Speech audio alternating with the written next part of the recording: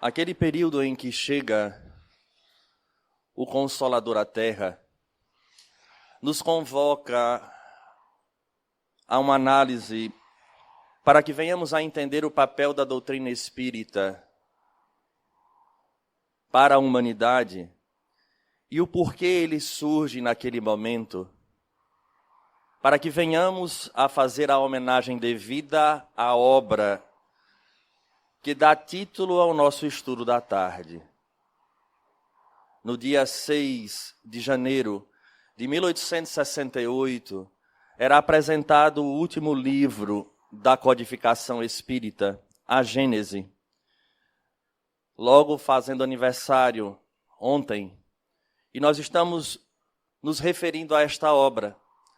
Não obstante, para chegarmos a ela e entender o que ela nos traz de importante para as nossas vivências e a superação dos desafios que a vida apresenta, é preciso ter a compreensão desse cenário daquele período, tendo em vista que a religião, desde sempre, em especial o cristianismo, sofrera acusações e perseguições em todo o período. Naquele especificamente, nós iremos observar as bases de tudo aquilo que hoje serve para nós como a tecnologia e o conforto que temos. O mundo saía, porque a Europa era o centro desse mundo, daquela Revolução Francesa, do qual todos nós ouvimos sempre um lado muito positivo, da liberdade, da igualdade, da fraternidade. E não poucas vezes nos falta a análise crítica de entendermos que, de outro lado, houve uma verdadeira afronta a tudo aquilo que a Igreja, em especial o Evangelho, nos trazia como um roteiro de vida. Passado o período napoleônico, mais adiante adentra-se esse processo de uma aparente paz, de uma reestruturação da Europa, verdadeiros, vamos dizer, missionários do campo da filosofia e do campo da ciência começam a apresentar as suas características, porque até isso o Espiritismo nos ensina, que esses indivíduos que vêm à Terra com missões nem sempre se encontram apenas na seara religiosa. Mas observemos quanto, naquele período, a humanidade avança em termos de tecnologia. Vamos sair de uma condição de uma luz a óleo, a azeite, e passarmos a ter a lâmpada. Vamos ter agora o trem a vapor, a industrialização, o encurtar dos espaços através do telefone. Mais adiante, naquele século, o início do cinema. Veja quantas condições eram apresentadas num cenário que fazia com que o indivíduo saísse daquela sombra de vivermos quase ainda numa Idade Média, para vivermos uma realidade que nos trazia o conforto e a solução para algumas problemáticas, em especial no campo da saúde. O homem agora tinha a possibilidade de sair desse campo do mito e compreender o microcosmos de bactérias que agora atingiam aqueles que passavam pela doença e os seus missionários, nos trazendo as soluções dessas problemáticas que, repito, tornar-se-iam a base dessa tecnologia que hoje nós estamos a usufruir. E é indiscutível que após o grande abalo daquela Revolução Francesa, em que aquele Deus com aquelas características era afrontado, dificilmente o homem agora daria um passo atrás para aceitar de goela abaixo a compreensão na forma com que era apresentado aqueles princípios religiosos. É neste cenário que nós iremos observar o romper do silêncio dos túmulos. Os espíritos bradam a realidade que muda o paradigma daqueles que entravam em contato com essa verdade que ainda estava vinculado ao sobrenatural num período de uma escola filosófica na Europa, cuja era necessário a vivência, o processo da experimentação para saber se aquilo era verdade ou era falso. Então assim acontecia. Os cientistas e filósofos da época olhavam para os fenômenos que se iniciavam e que nem nome de espiritismo tinha, como fenômenos de indivíduos que gostavam de utilizar da boa vontade das pessoas. E é exatamente aí que grupos de espíritos também missionários, agora reencarnados e que tinham essa, vamos dizer, bagagem de não se deixar levar pela massa, em especial, que brada com medo daquilo que não se conhece, e rompe este pré-conceito, esse conceito pré-estabelecido, e avança na análise daquelas mensagens, que abriria indiscutivelmente uma nova era para a humanidade, que ainda não conseguiu compreender de uma maneira ampla as consequências desse mundo espiritual. Não obstante, torna-se algo divisor de águas para o indivíduo que, cansado das faltas das respostas que a ciência não consegue dar, ele avançar para o conhecimento dessas leis do Espírito, e a partir dali ele transforma o seu processo existencial, desde que saia do campo do conhecimento e avance para o campo da vivência. Porque conhecer por conhecer, nós conhecemos várias teses. A pergunta é, nós adotamos quais teses para que sejam o norte da nossa vida? Eis é o grande ponto da questão. E Allan Kardec, então, à época professor Rivaio, é convidado a encabeçar este grupo que já trazia um grande número de questões, do qual esses espíritos respondiam sobre inúmeros assuntos da realidade humana, bem como de assuntos cuja curiosidade nos atinge até hoje, quando encontramos pessoas que dizem assim, nunca ninguém voltou de lá para dizer como é. Não sei se vocês já ouviram isso, mas já ouvi muitas vezes. Portanto, no momento em que eles entravam em contato com essas consciências libertas da matéria, essa curiosidade aguçava, e não podemos esquecer que a influência, tendo em vista que era um momento crucial para lançar luz também sobre esse aspecto do contexto humano, eles eram inspirados a determinadas perguntas, do quais todos nós, se tivermos algum momento, ou se tivemos algum momento, de procurar entender toda essa engrenagem do universo, um dia talvez já tenhamos nos perguntado, por exemplo, se Deus de fato existe. E se esse Deus veio antes ou depois da explosão, ou se o que é que existia antes de tudo isso ser formado? Será que não seria um papel ofício tudo branco? Mas até aí já era alguma coisa, porque o nada, nós não conseguimos atingir essa percepção do nada.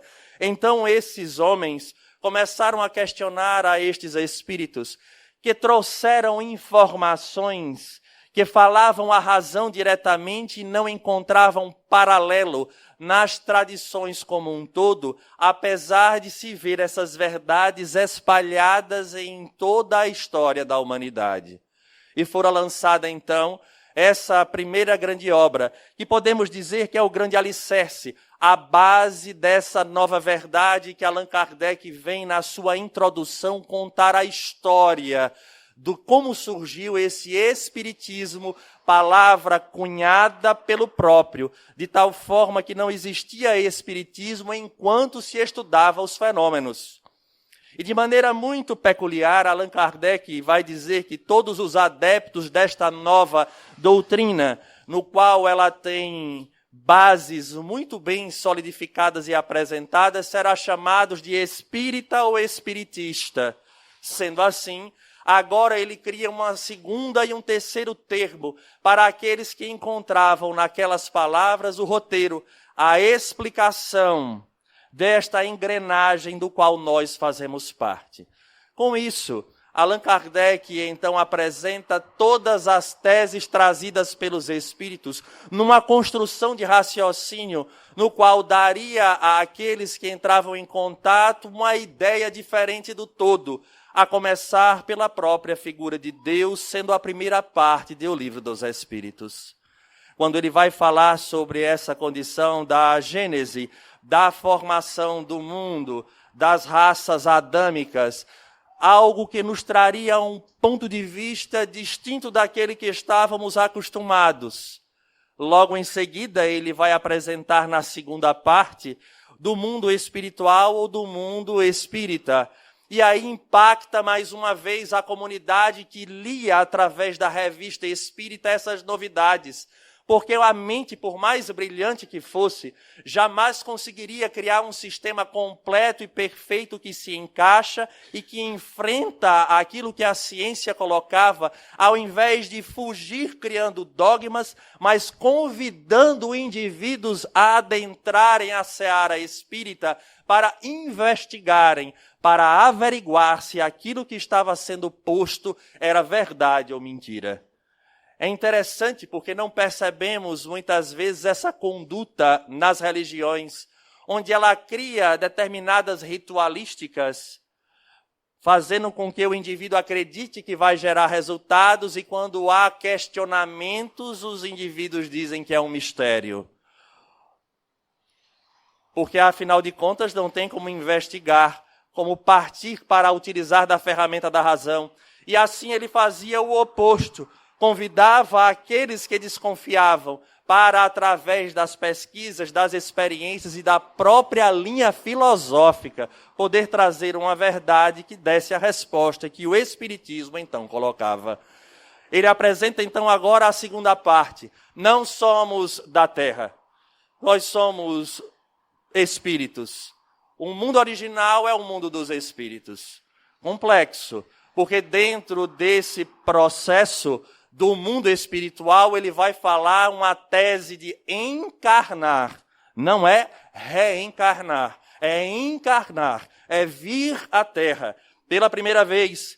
Então, aquela ideia que nós estamos livres de um passado já não acontecia, de que o Espírito nascia naquele momento em que nós bradávamos a nossa chegada através do parto, cai por terra. E até então ninguém havia trazido essas minúcias desses detalhes, porque os espíritos diziam que é necessário vir à Terra para atingir essa plenitude, auxiliando a própria evolução e a evolução da sociedade.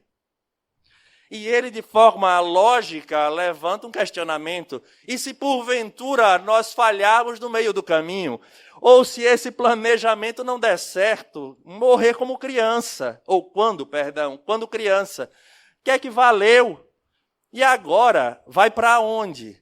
Então os espíritos dizem a ele, nesse caso é necessário reencarnar. E agora, além da tese da encarnação, ele apresenta a da reencarnação, gerando para os pensadores uma tese completamente diferente que gera uma revolução e que nós iremos observar lá na frente, quando chegarmos nesta obra, os espíritos falarem sobre isso. E é necessário transitar uma a uma para compreendermos a essência do que nos traz a Gênese. Livro este que a maioria de nós espíritas aqui presentes já teve a oportunidade de ler. Não é verdade?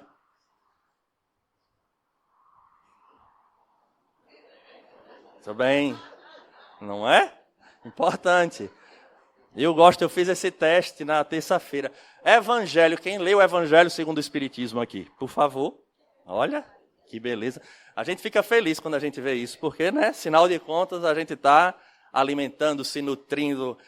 É o roteiro. A Gênese, quem já estudou, já aumentou a quantidade, mas ainda assim a gente percebe que ainda é bem desconhecido a Gênese, né? Até porque quando a gente começa aquela história de revelação, o caráter da revelação espírita, de Deus, aí você, rapaz, o negócio vai complicando tanto que vamos para o Evangelho, que é melhor ficar no Evangelho. No máximo, o Livro dos Espíritos. Mas é exatamente, a gente precisa caminhar o entendimento das obras para desaguar na Gênese e compreender o quão ela é curiosa em alguns assuntos e nos traz algumas informações para a nossa vida do cotidiano, por incrível que pareça. Então, quando ele fala agora dessa segunda parte do mundo espiritual, aí ele fala da influência, que os espíritos influem em nossa vida. Então ele abre um universo completamente distinto. E algumas teses que eram sustentadas naquele, como neste período, vão caindo por terra. Teses materialistas de todos os matizes. Porque o espiritismo, ele apresentava ali, vai trazer conceitos originais, dantes nunca pensados.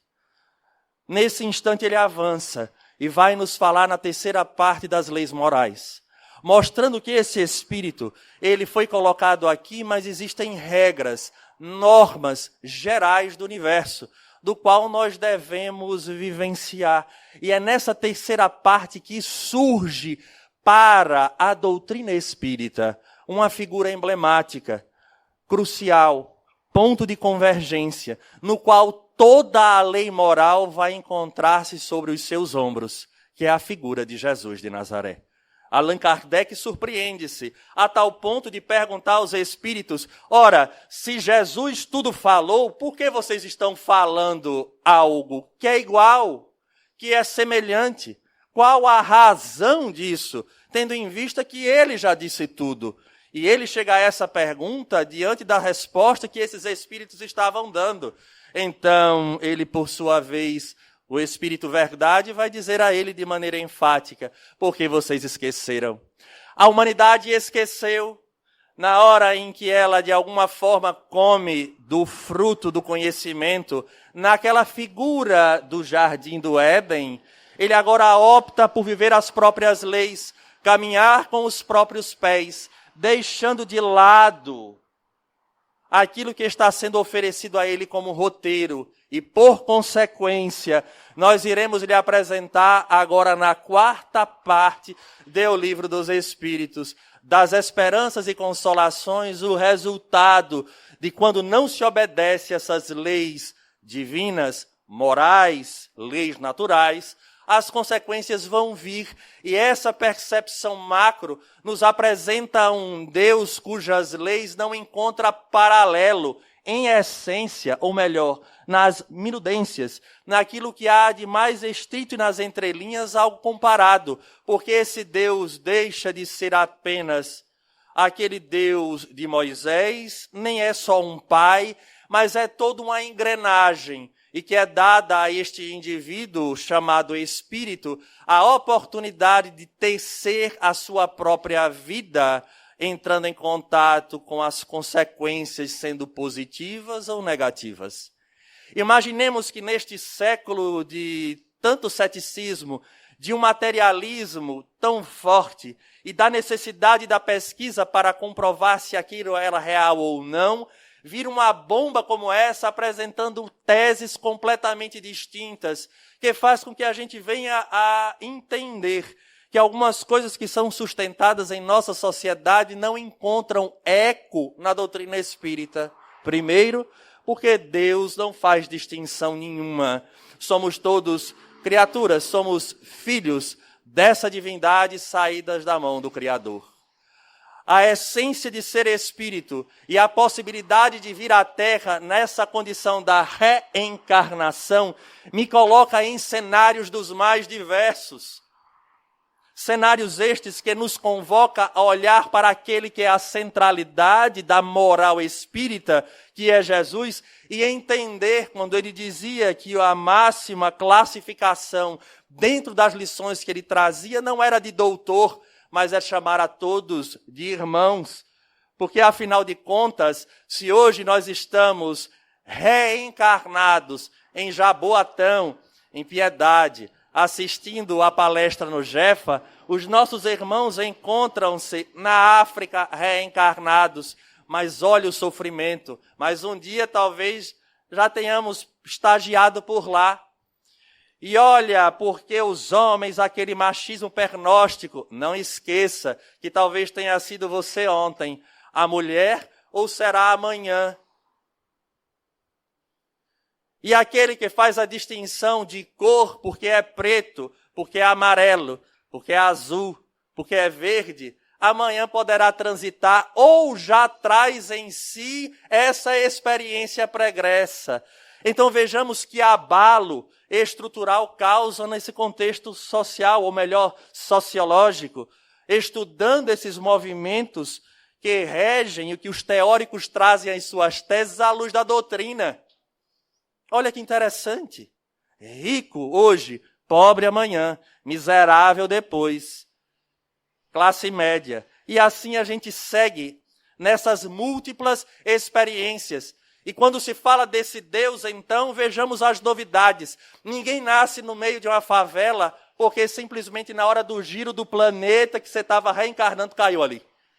Mas, pai, que falta de sorte. Parece a roleta daquele jogo de domingo que passava no Silvio Santos. Soninha já falou aqui, Silvio Santos. Você gira e fala, vamos ver onde eu vou reencarnar. Mas não funciona assim. Não está em ritmo de festa. É em ritmo de evolução. É nessa leitura do cenário que esse Deus, ajustado àquelas leis morais, observando as consequências que está na quarta parte, que faz com que o indivíduo agora reencarne. Então não tem porquê, como espírita, trazermos muros que dividem, porque um dia nós estaremos de um lado do muro, no outro dia, do outro lado. Há uma obra do espírito André Luiz que fala sobre isso, chamado Ação e Reação. Vale a leitura. Famílias inimigas, ora reencarna aqui, ora do lado de lá. Olha que beleza. Imagina a gente, aquela família que a gente não gosta, aquela pessoa que a gente tem uma extrema dificuldade. Aí você, que beleza, vai virar neto da pessoa. Na encarnação. Olha que beleza. Vejamos como a tese espírita ela é realmente diferente. E quando fala da saúde, então, vamos transitar em campos diversos, mostrando que essas doenças nada mais são do que a aquisição de energias negativas, deletérias, pela fuga da lei divina. Então fora lançada a base do livro dos Espíritos, criando, obviamente, uma grande balbúrdia. De um lado, os religiosos que não aceitavam a tese da reencarnação, apesar de não poder falar da questão moral. Do outro lado, aqueles céticos que diziam que a comunicação com os espíritos era coisa da cabeça, daquelas pessoas que são loucos, e que loucos ficariam se entrassem em contato com o espiritismo. Allan Kardec, então, percebendo que virava a febre, a mando dos espíritos, gera a segunda obra, que está vinculada à segunda parte do Livro dos Espíritos. A segunda parte fala do mundo espiritual, e agora ele vai apresentar o Livro dos Médiuns, que viria a mostrar às pessoas para desmistificar aquilo que é tão mistificado, que é a comunicação com os espíritos. Vai falar da metodologia, vai falar da possibilidade de como acontece esse fenômeno. Mais adiante ele lançaria a tese que viria a complementar pela necessidade das experiências que as pessoas tinham em ouvir os espíritos, ora felizes, mas em sua maioria das vezes em sofrimento, vai apresentar o extrato da moral cristã, obra que, segundo levantaram o braço, a maioria daqui visita, que é o Evangelho segundo o Espiritismo.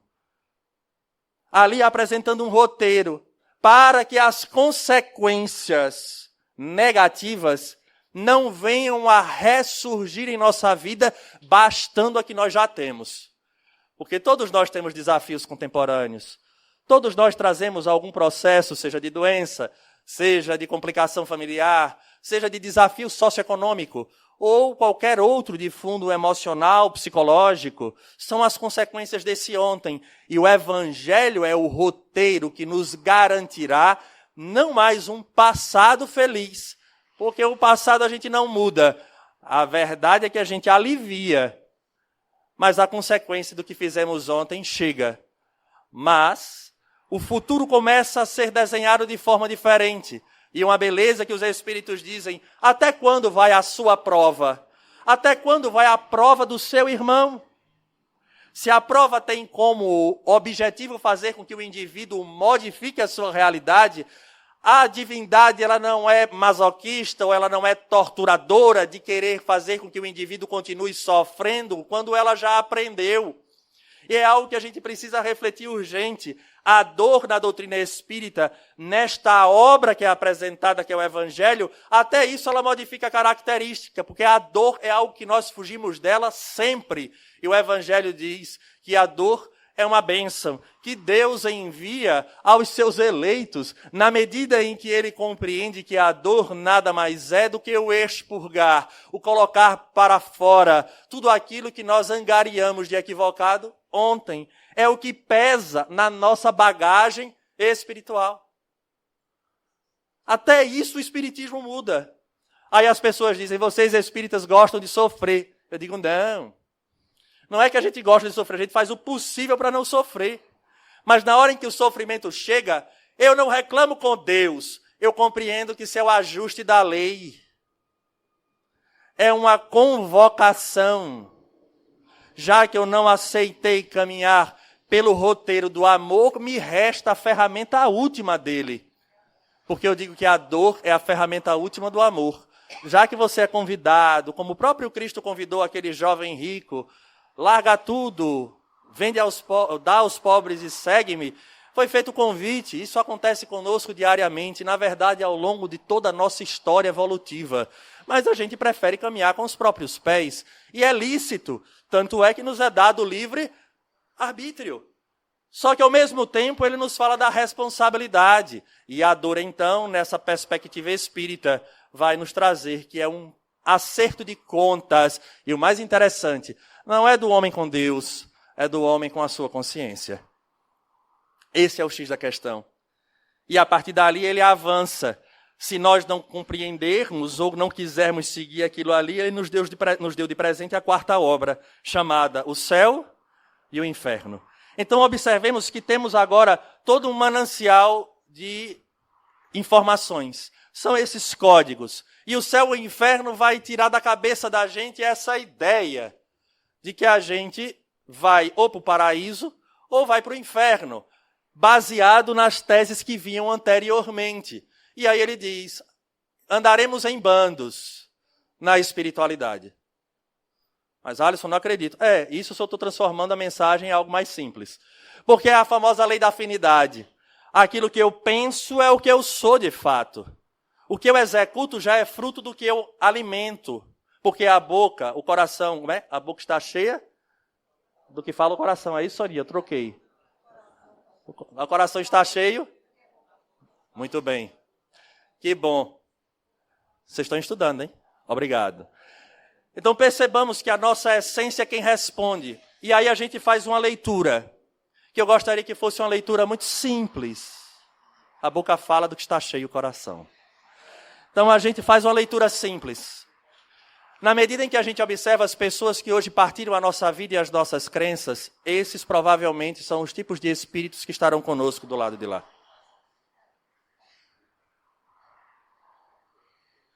Porque essa lei de afinidade nos une. Porque o ser essencial é o ser do espírito. O mundo verdadeiro é o mundo dos espíritos. Olha que interessante.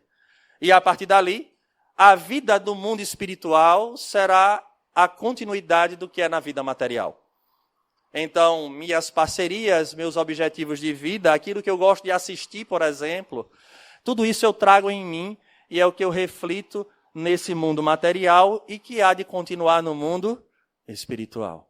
Então o céu ou o inferno será exatamente a nossa vivência nesse mundo. Não é um lugar circunscrito onde encontraremos o diabo com o espeto, os chifres, e agora eu lhe pego. Mas olha, se eu li na obra de André Luiz, do espírito André Luiz, que existem espíritos que se apresentam assim, sim, porque eles acreditavam tanto na figura do demônio que eles conseguem modificar a própria estrutura espiritual apresentando-se como querem. Mas são todos filhos de Deus, partindo dessa mesma lei.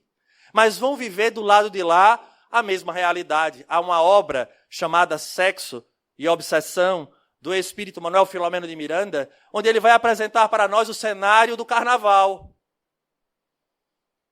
Mas, Alisson, é chamada Cidade Perdida. Fica a dica. Onde a condição da sexualidade, ela eclode de uma maneira ímpar. E segundo o relato, Antes de acontecer aquelas festas que nós conhecemos hoje, de trio elétrico, de verdadeiras falta de limites morais, acontece na espiritualidade. E que eles encontram um eco naquelas pessoas que estão ali dançando, brincando, mas que trazem dentro de si esse desejo de botar para fora as nossas sombras. Então, verdadeiros desfiles, leiam na obra. São 2 obras que versam sobre isso e que tocam nessa questão. Sexo e obsessão e loucura e obsessão. Nas fronteiras da loucura, do Espírito Manuel Filomeno de Miranda. Nas fronteiras da loucura ele vai falar com precisão sobre o cenário do carnaval. E esse sexo e obsessão é mostrar o quanto essa questão da sexualidade hoje, que é tão forte nas pessoas, nos jovens de todas as idades, que já acontecia no mundo espiritual. E aí vamos ver espíritos em questões de exaustão, pelo uso desgovernado do sexo, como esse não tivesse uma função verdadeira para a divindade. Mas, enfim, é isso que acontece nessas 4 obras. Lançado a primeira em 18 de abril de 1857, 10 anos depois, quase, teremos o lançamento de A Gênese. No dia 6 de janeiro, como dissemos, de 1868. Quase 11 anos. 10 anos onde teve a oportunidade das pesquisas. 10 anos da maturação do pensamento espírita. 10 anos daqueles princípios inovadores. E a partir dali ele vai aprofundar a primeira parte lá atrás. Mas Alisson, ele aprofundou a segunda parte do Livro dos Espíritos, ele aprofundou a terceira parte do Livro dos Espíritos, ele aprofundou a quarta parte do Livro dos Espíritos, mas no final ele aprofunda a primeira parte, porque é a base. Pensar sobre Deus e suas leis é a base de todo edifício. É uma espinha, é a coluna. Se qualquer coisa sair desta coluna, fugir a essa coluna na linha de raciocínio, deu errado. Tem alguma coisa errada. Liguem um sinal de alerta. Então ele agora mergulha. E aí ele faz uma análise desses 10 anos. Não que ele fale diretamente, mas ele narra. Depois de quase 11 anos, ele narra. Para mostrar que agora é o pensamento maturado das experiências e investigações do que a ciência vinha confrontar e nunca conseguiu, como até hoje não conseguiu, derrubar nenhuma tese espírita. E ele começa falando desse caráter da revelação. E ele confirma para nós a revolução que é o pensamento espírita. E eu vou pedir licença para que, na própria linguagem dele, ele coloque: o simples fato de poder o homem comunicar-se com os seres do mundo espiritual traz consequências incalculáveis da mais alta gravidade. É todo um mundo novo que se nos revela e que tem tanto mais importância. Quanto a ele hão de voltar todos os homens sem exceção, ou seja, ninguém escapa, morre todo mundo. O conhecimento de tal fato não pode deixar de acarretar, generalizando-se, profunda modificação nos costumes, no caráter, hábitos, assim como nas crenças que tão grande influência exerceu sobre as relações sociais. Veja ele dizendo: essas mudanças de hábitos, de costumes, das relações sociais. Por isso é algo mais maduro. É uma leitura em que a gente vai perceber que não é um beabá. É aquele que já compreendeu os princípios, que já teve a oportunidade de refletir sobre e encontrará nessa Gênese agora um passo adiante. Por que, Alisson, um passo adiante? Porque o nome verdadeiro do livro, na verdade, são 3. Resumiu-se para a Gênese, para facilitar o entendimento. Mas a Gênese, os milagres e as predições, segundo o Espiritismo. 3 assuntos curiosos. Porque a pergunta principal: de onde viemos? O segundo ponto, os milagres, que sempre foi um ponto de discussão. E é o que a gente espera em nossa vida muitas vezes. E o terceiro são as predições. O que é a predição, Alisson? É a presciência. É a ideia de saber o que vai acontecer lá na frente. E aí ele bota aqui nessa obra todas aquela presciência que Jesus de Nazaré tinha. Onde ele falava a Simão Pedro: olha, você vai me trair, viu? É uma presciência. Antes de acontecer, ele já falava. Vai chegar o dia do Consolador. Eu vos enviarei o Consolador. Presciência. Sinais dos tempos, quando ele fala o sermão profético. E a nova era, que é o que a gente aguarda, na expectativa que aconteça. Só que eu quero dizer uma coisa, é frustrante. Mas, Alisson, é frustrante? É frustrante. E eu vou dizer já porque é frustrante. Comecemos desse caráter da revelação, como lemos, ele já vai trazer isso. É uma verdadeira revolução. Agora cabe a nós pegar um gancho com o livro dos médiuns, quando ele classifica os espíritas, e diz assim, espírita verdadeiro ou espírita cristão. É aquele que conhece os postulados da doutrina e adota para a sua própria vida. E a primeira reflexão que vamos fazer neste domingo é se de fato essa doutrina tem feito a revolução necessária na nossa existência. Porque no mundo já viu que o negócio ainda não funciona. Mas em nós, a mudança de hábito, de costumes, de caráter, de relações sociais, será que de fato agora passa a ter lógica quando Jesus nos convoca a tratar outros como irmão? Alisson, pelo menos lógica já tem. Agora a gente se esforça para dar um passinho extra, não é? Lógica já tem. Saímos da mão do Criador, todos simples e ignorantes, todo mundo fazendo parte desse mesmo cenário. Então, de fato, somos irmãos na tese espírita de maneira muito clara. Lembro, e eu citei isso aqui que a gente estava na terça-feira, né? Eu olho para aqueles castelos da Europa, da França, e digo, olha que coisa linda, já devo ter passado por aí. Né? Quem sabe, às vezes vou em cemitério, eu falei aqui terça-feira, eu piso no cemitério, disse, rapaz, será que eu estou pisando em mim? Né? Porque vai que eu já fui enterrado aqui, eu não sei. É verdade, a gente não sabe. É esse ciclo. E uma vez o mentor da nossa casa, de maneira muito enfática, disse, já lhe disseram que você foi tal coisa, mas nunca ninguém lhe disse que você foi indigente, e você já foi. Aí você fica murcho, porque a gente só é herói na história, né? Inclusive, né? O tal do Napoleão, coitado, já teve tantos Napoleões aí. Ele fez, mas ninguém lhe contou que você foi indigente, né? Estou lhe contando. Para nós percebermos, então, essa revolução que a gente precisa fazer urgentemente em nós. É desafiador, por isso acredito, estamos aqui reencarnados, em especial aqui na casa de Francisco. Passado o caráter da revelação, ele vai falar sobre Deus. E aí, quando ele fala sobre Deus, vem essa maturidade dos 11 anos refletindo sobre essa perspectiva desse Deus. Soberanamente justo e bom, o que faz com que a gente perceba que não nos encontramos à deriva, apesar de acharmos que estamos. Mas a Gênese aprofunda os atributos da divindade e a gente percebe que estamos sobre esse grande guarda-chuva que toma conta de nós.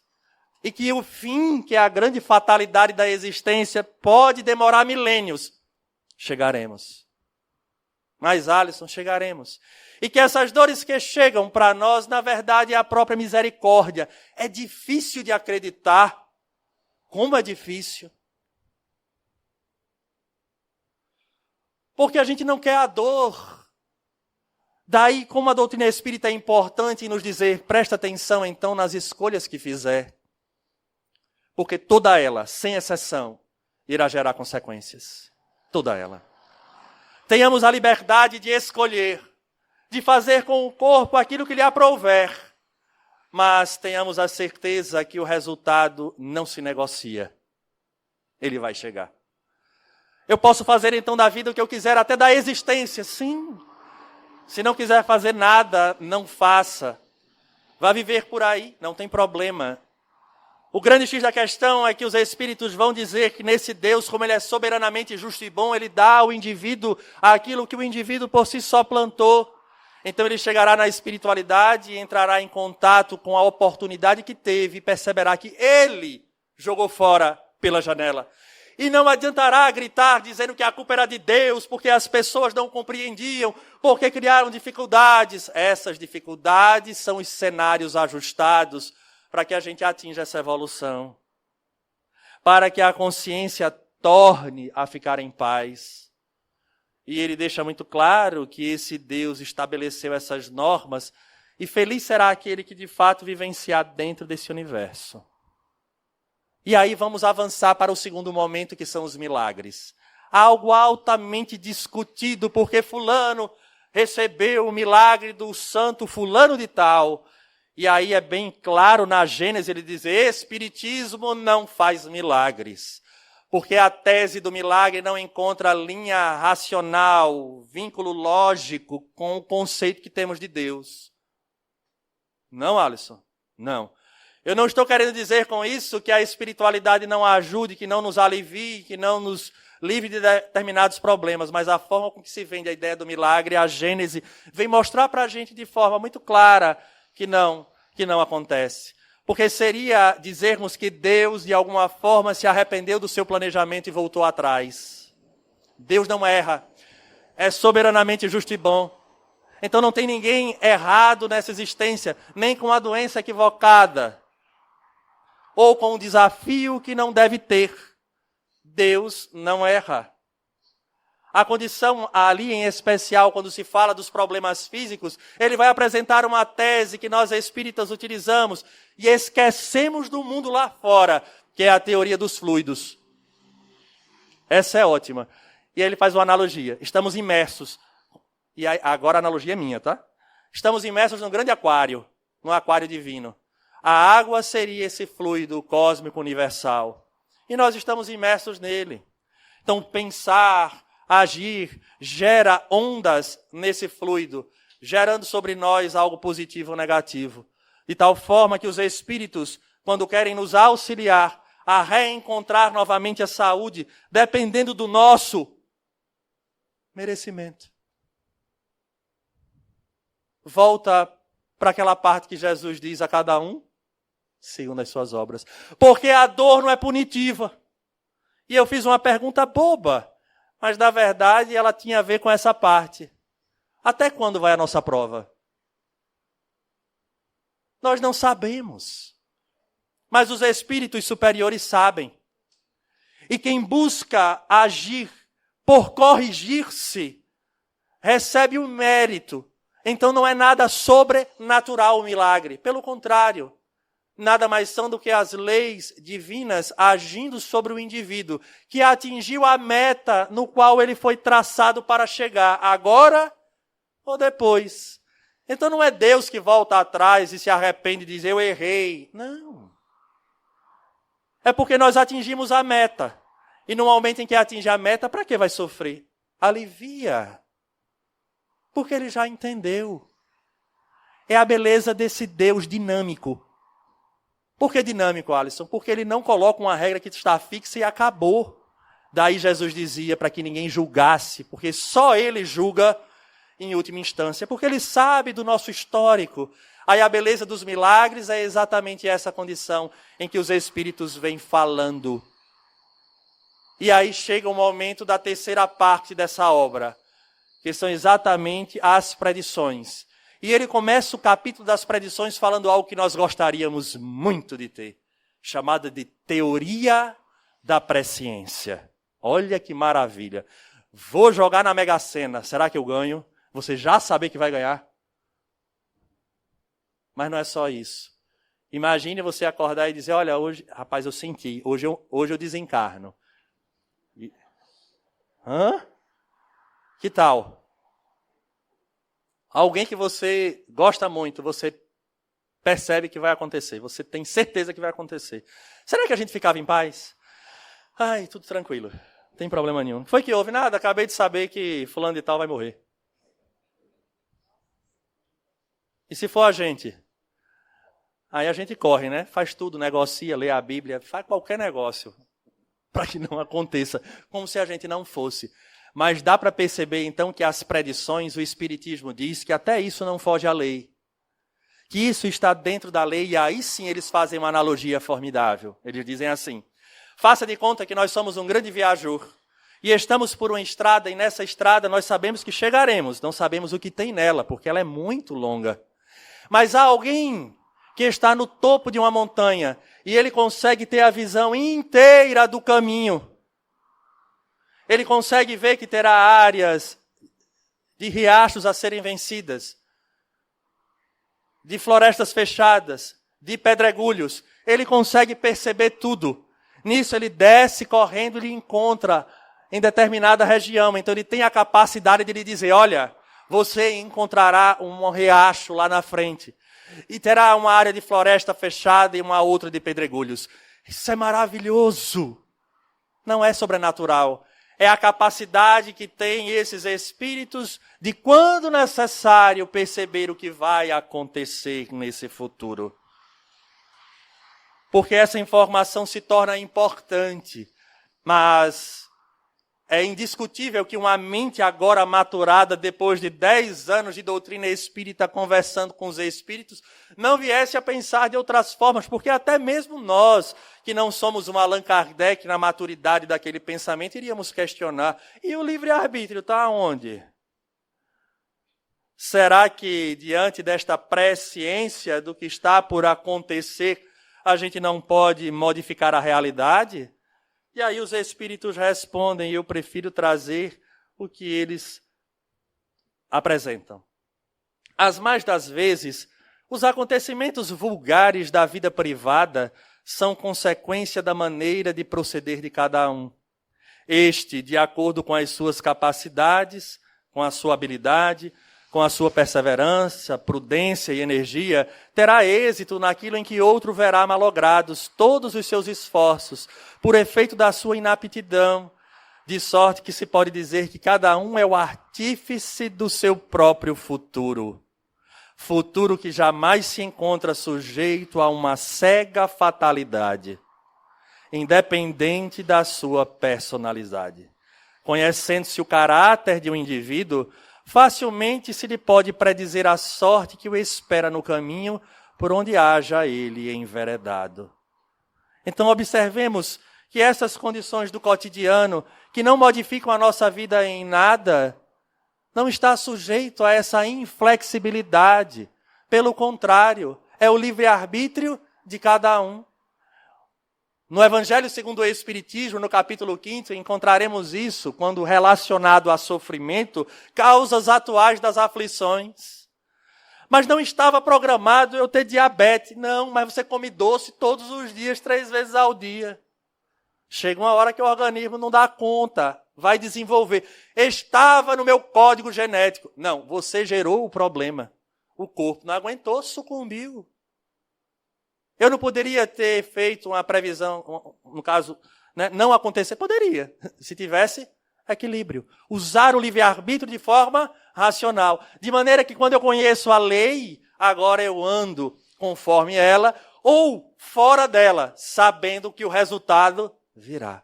Mas olha que interessante nessa presciência, nessas condições que eles falam do futuro, porque há um momento do indivíduo, e ele vai explicar isso por aviso dos espíritos, maturidade do próprio espírito reencarnante como missionário, ou momentos de sono, quando nós nos desprendemos do corpo e temos a oportunidade de ver aquele futuro que está sendo nos dado ver com um objetivo útil. Só cuidado, para não se tornar vítima de espíritos zombeteiros que sabem qual é o seu medo e vão querer perturbá-lo até o último instante. Por isso é necessário acender a luz. Por que você está dizendo isso?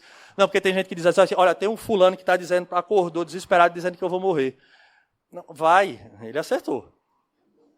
Primeira coisa, vai. Não tenham receio disso, vai. Quando está desde o livro dos Espíritos, eles dizem, ninguém tem esse dia. Nem essa data. Esquece isso. Mas, Alisson, ele não pode. Pode. Uma vez pode. 2, 3, 4, 5, 6 vezes com todo mundo que está ao redor dele. Então a gente vai perceber que muitas vezes há espíritos que se aproveitam para gerar o distúrbio, o problema, nesse momento do sono. Porque eu repito do que a gente falou. É porque a vertente, gente, as vertentes são tão grandes quando a gente estuda espiritismo, que a gente tem que estar atento a tudo. Lembra da lei de afinidade? Na hora em que eu parto para o mundo espiritual, mesmo num desligar parcial, que é o momento do sono, eu vou estar junto com aqueles que eu alimento diariamente através dos meus pensamentos e das minhas escolhas. Então são espíritos zombeteiros que aproveitam e dizem, peraí, vamos perturbar? E aí perturba. Mas observem que é real, eles vão dar nessa teoria da presciência, ele mostra para a gente que o Espírito, todos nós somos espíritos, e temos essa oportunidade de ir e vir. Agora, olha que interessante, os acontecimentos que envolvem interesses gerais da humanidade, têm a regulá-los a providência. Os interesses gerais, os acontecimentos que envolvem interesses gerais da humanidade, têm a regulá-los a providência. Mas, Alisson, não vejo nada na minha cabeça agora. Não? Alguém lembra de um probleminha que a gente teve alguns anos atrás chamado de Covid? Foi a providência? Foi a providência. Quando uma coisa está nos desígnios de Deus, ela se cumpre a despeito de tudo, ou por um meio ou por outro. Os homens concorrem para que ela se execute. Nenhum, porém, é indispensável, pois, do contrário, o próprio Deus estaria à mercê de suas criaturas. Ou seja, às vezes há indivíduos que estão sendo usados, mas se ele não for, não tem problema, tem outro, porque Deus não está à mercê da criatura, e sim o contrário. Porque a lei divina, de fato, ela é soberana. Se faltar aquele a quem incumba a missão de a executar, outro será dela encarregado. Não há missão fatal. O homem tem sempre a liberdade de cumprir ou não o que lhe foi confiada e que ele voluntariamente aceitou. Se não o faz, perde os benefícios que daí lhe resultariam e assume a responsabilidade dos atrasos que possam resultar da sua negligência ou da sua má vontade. Se tornar um obstáculo a que ele se cumpra, está em Deus afastá-lo com um sopro. Olha que beleza. Nós não estamos à deriva. O Espírito Manuel Filomeno de Miranda, quando ele vai falar, antes da pandemia, tem um livro chamado Perturbações Espirituais, ele relata neste livro uma frase que diz assim: até as pandemias que atingem o mundo, elas iniciam primeiro cá, no mundo espiritual, depois aí. E se encerra primeiro na espiritualidade, para depois encerrarmos aí.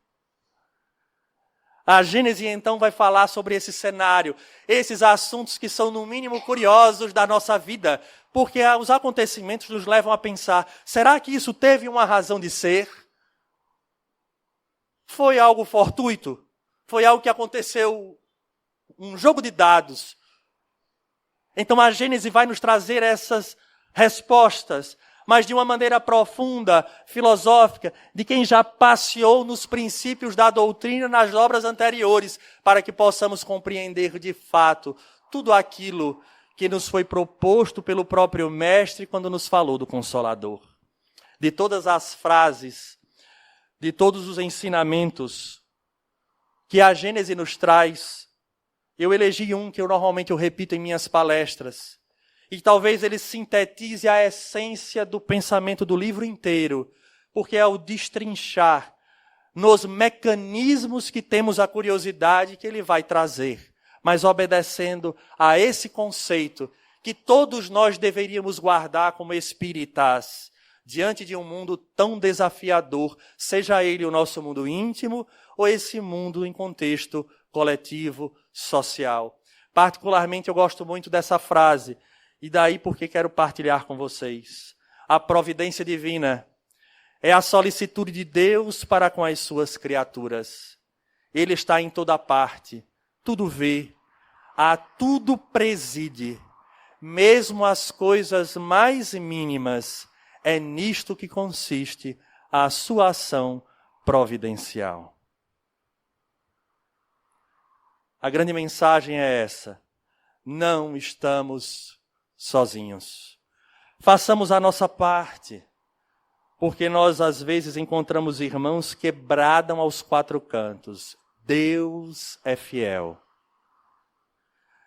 A pergunta que o espírita deve fazer é: e nós somos fiéis às leis divinas? A Gênese então nos convoca a essa reflexão. Fica o convite à leitura, de aumentarmos esse número de indivíduos que leiam a Gênese e reflitam com ela, para que se sintam mais robustecidos para os desafios da vida. E aí sim, estaremos caminhando mais convictos, mais protegidos das nossas próprias sombras. E o outro convite, de nos encontrarmos em nosso carnaval, no evento do ENEESP. A todos, saúde e paz.